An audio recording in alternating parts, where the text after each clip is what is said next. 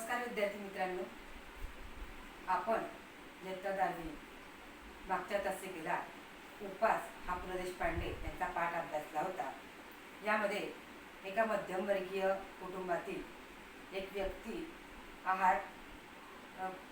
आहाराबाबत जे काही संकल्प करतो आणि त्या संकल्पकृतीमध्ये त्याला कोणकोणत्या अडचणी येत जातात हे चित्रित केलेलं आहे।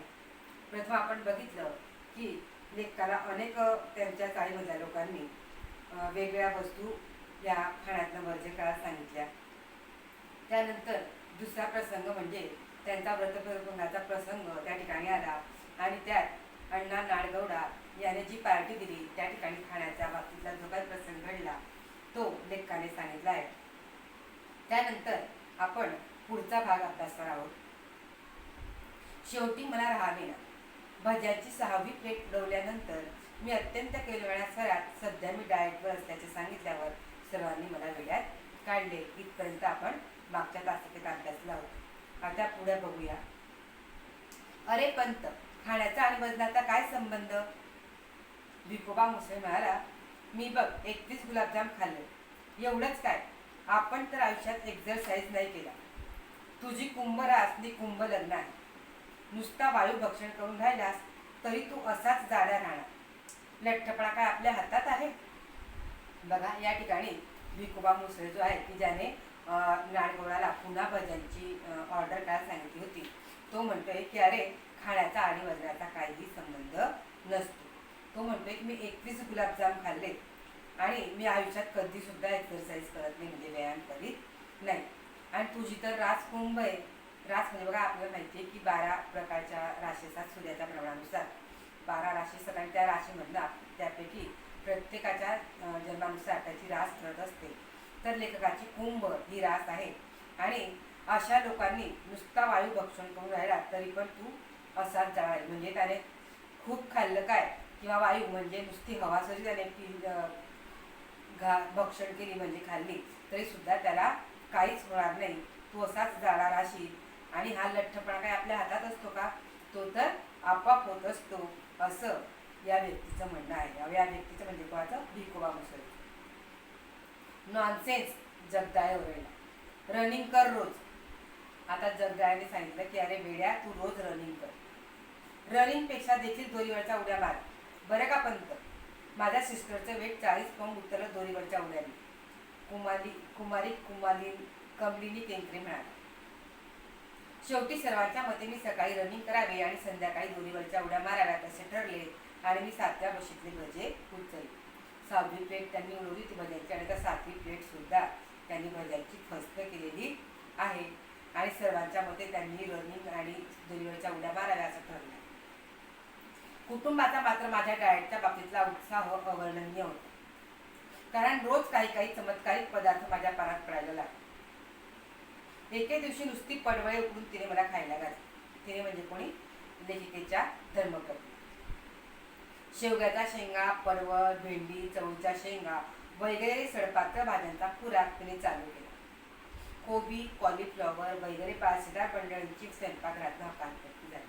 आता बघा, पडवळ, त्यानंतर शेवग्याच्या शेंगा, चवळीच्या शेंगा, भेंडी या भाज्या कशा असतात? बारीक असतात, म्हणजे त्या काही खूप बारसेदार दिसत नाही, त्या काही जाडजूड दिसत नाही, त्या बारीक असतात आणि म्हणून लेखक म्हणते कशा सडपात्र भाज्यांचा खुराक म्हणजे खाणं तिने माझ्यासाठी सुरू केलं। आणि कॉलीफ्लॉवर म्हणजे फ्लॉवरची जी भाजी असते की जी कशी जाडजूड अशी आपल्याला दिसते, भरगच्च दिसते, तर अशा बारसेदार भाज्यांची त्यांनी स्वयंपाकातनं हकालपट्टी केली, त्या बाद केलं। सकाळचा चहा देखील सुरुवातीला होता तसा राहिला। बिनसाखरेचा चहा इतका कडू लागत असेल अशी यापूर्वी कधीच कल्पना आली नाही। लेखक म्हणते की बिना साखरेचा चहा इतका कडू लागतो अशी कधीच मला कल्पना आली नाही। चहा सुरुवातीला बंद साखरेचा असूनही कडू लागला नाही आणि आता का लागतो तेवढं सांग, असे म्हटल्यावर कुटुंबाकडून खुलासा मिळाला। कुटुंबाकडनं म्हणजे त्यांच्या पत्नीकडनं त्यांना खुलासा म्हणजे असं स्पष्टीकरण मिळालं की हेच ते म्हटलं ते काय उगीच? अहो, म्हणजे सुरुवातीला मी तुम्हाला जो बिनसाखरेचा चहा दिला तो बिनसाखरेचा नव्हताच मुळी, म्हणजे त्यांच्या पत्नी त्यांना जो चहा दिला होता तो बिना साखरेचा नव्हताच, त्याच्यामध्ये ऑलरेडी साखर होती। नव्हता? मग मला बिनसाखरेचा चहा म्हणून काय सांगितलंस? अहो, थोडीशीच राहिली होती साखर, ती संपेपर्यंत म्हटलं घालू. काल संपली. आजपासून बिन साखरेचा चहा केलाच की साखर न घालता.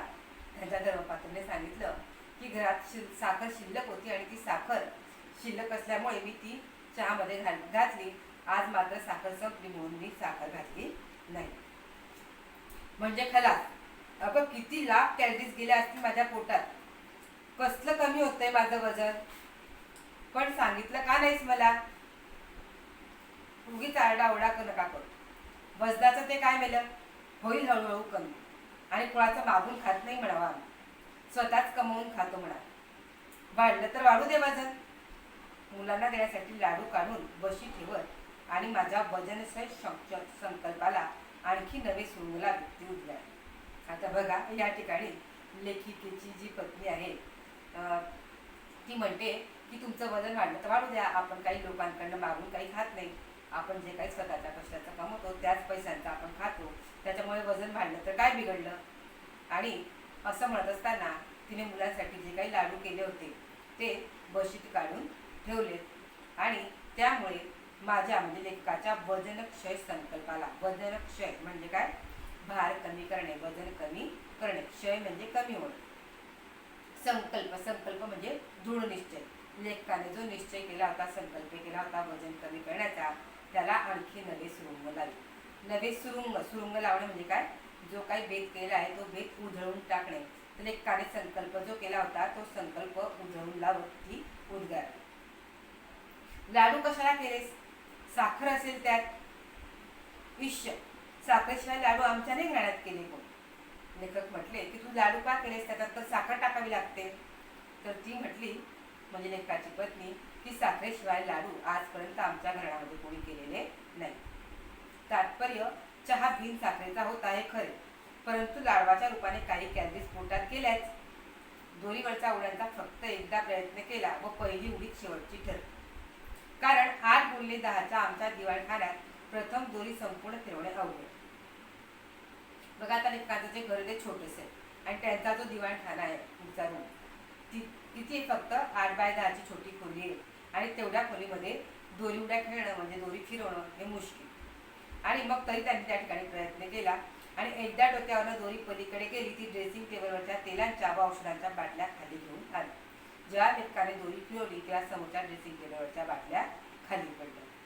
दुसऱ्यांदा अर्धवट गॅलरी आणि घरात राहून दोरी फिरवली ती आचार्य बर्व्यांच्या गळ्यात. दुसऱ्यांदा जेव्हा त्यांनी दोरी फिरवली ती त्यांनी दारामध्ये उभी राहून फिरवली आणि त्यामुळे ती दोरी अर्धवट गॅलरीमध्ये म्हणजे गॅलरीमध्ये बाहेर ती गेली. आणि ती दोरी ज्यावेळेस बाहेर फिरवली त्यावेळेस ती नेमकी तिकडनं जाणाऱ्या आचार्य बर्वे यांच्या गळ्यामध्ये पडली. त्यांचा माझ्यावर आधीच राग होता.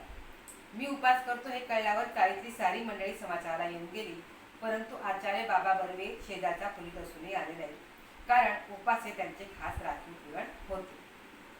तर सगळे जण चाळीचे त्यांना भेटले, परंतु आचार्य बर्वे की ज्यांच्या गळ्यात ही दोरी पडली होती ते मात्र अजूनपर्यंत त्यांच्या भेटीला आलेले नव्हते.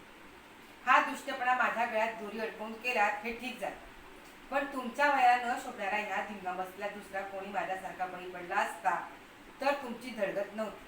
मी तुम्हाला क्षमा करतो. आचार्य बर्व्याने सांगितलं की या जागी दुसरा कोणी असता तर तो भांडला असता, परंतु मी मात्र तुम्हाला क्षमा करतो. पण मी हे मुद्दाम केलं नाही आचार्य. अहो वजन कमी करायला दोरीच्या उड्या मारतोय मी, काही उपयोग होणार नाही. का का म्हणजे जिभेवर ताबा नाही तुमचा. आता या ठिकाणी बघा दोरी उड्या मारायच्या, वजन कमी करायचे आणि आचार्य बर्वे त्यांना सांगताय की तुमचा जिभेवर ताबा नाही म्हणजेच तुमचा खाण्यावर तुमचं नियंत्रण नाही. संयम हवा म्हणजे ताबा असायला हवा. मनाची एकाग्रता आली, तुम्हाला कॉन्सन्ट्रेट करता यायला हवं. त्यासाठी प्रथम म्हणजे काही गोष्टी सोडायला लागतात. आता ह्या उड्या मारायला मी लाज देखील सोडली हे पाहताना तुम्ही बाबा, आता लेखक त्यांना सांगताय की बघा म्हणजे काहीतरी सोडावं लागेल, म्हणजे मी माझी लाज सोडली आहे की दोरी उडायला या वयात मला लाज वाटते, पण तरी सुद्धा मी ती मात्र सोडली. ठीक आहे, प्रथम बोलणं सोडा. बोलणं सोडून अजिबात खाण्यासाठी तोंडाचा वापर कमी करायचा एवढं पाहिलं तुम्ही, पण बोलण्यासाठी देखील त्याचा वापर बंद केल्याशिवाय तुमची जीभ ताब्यात राहणार नाही. आचार्य बर्वे त्यांना सांगताय की तुम्ही तुमच्या तोंडाचा वापर फक्त खाण्यासाठी करा, त्याशिवाय तुमचं वजन कमी होणार नाही. बोलण्यासाठी सुद्धा तुम्ही त्याचा वापर बंद केला पाहिजे. पण मला बोललंच पाहिजे बाबा, मी केलेल्या वेळा सरात केले. का पण एवढा संयम नाही तुमच्यात? मौनाचं सामर्थ्य मोठं आहे. मौन ही शक्ती आहे. मौन ही उड्या मारायच्यात माझ्या दोरीचे एक टोक हातात धरून बाबा 1 तास मौनाचं महत्त्व या विषयावर बडबडत होते. शेवटी त्यांचा वाक्प्रवाह अडवून मी ओरडलो, पण बाबा मी बोललो नाही तर खाऊ काय? वाक्प्रवाह म्हणजे वाक्याचा ओ. आणि लेखक म्हणतात की जर मी बोललो नाही तर मी काय खाणार? म्हणजे बोलण्याचा आणि खाण्याचा संबंध काय? मी टेलिफोन ऑपरेटर आहे बाबा, दिवसभर बोलावंच लागतं मला. मग कसलं वजन उतरवणार तुम्ही? अत्यंत कारुण्यपूर्ण कटाक्ष टाकून बाबा गेले आणि त्यांच्या गळ्यात पडलेली दोरी मगाशी मी गच्च आवळली का नाही या विचाराने मला पश्चाताप झाला. लेखक म्हणतोय की आता माझं वजन उतरणारच नाही असं बोलून बाबा पुढे निघून गेले आणि मला असं वाटलं की त्यांच्या गळ्यात जी दोरी मी टाकली होती ती गच्च मी आवळून टाकायला पाहिजे होती, की जेणेकरून त्यांना काही इजा झाली नसती. आणि या विचाराने त्यांना पश्चाताप झाला. आता बघा या ठिकाणी देखील दुसऱ्या भागामध्ये आपण बघितलं की लेखक जे काही प्रयत्न करत आहेत आणि त्यासाठी दोरी उड्या मारण्याचा त्यांचा हा जो प्रसंग आहे त्या बाबतीत या ठिकाणी वर्णन आलेलं आहे.